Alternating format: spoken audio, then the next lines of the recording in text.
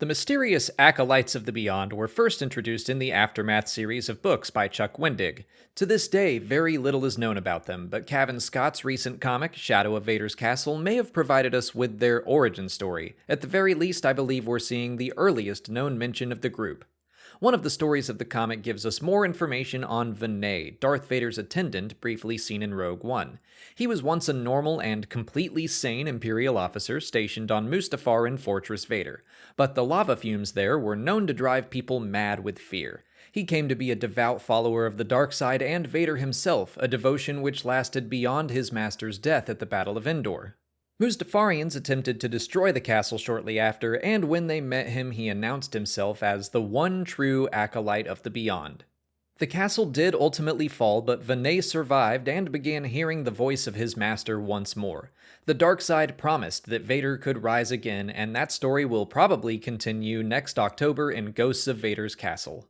But that information does seem to track with everything else we know about the Acolytes, so maybe it's giving us a hint as to what their goals are. Obviously, at least at this point in time, they wish to resurrect Vader, or at least Vader does.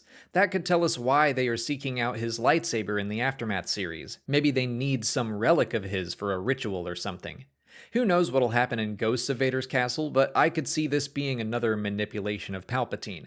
Ochi of Bestoon is described as an Acolyte of the Beyond in the Rise of Skywalker Visual Dictionary, so the Acolytes could eventually simply be folded into the Sith loyalists we see on Exegol.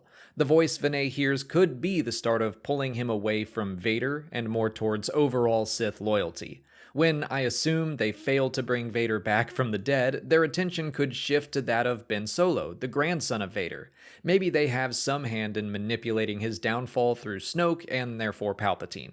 I have no idea, but I still find the group to be very intriguing, and I like finding out more about them.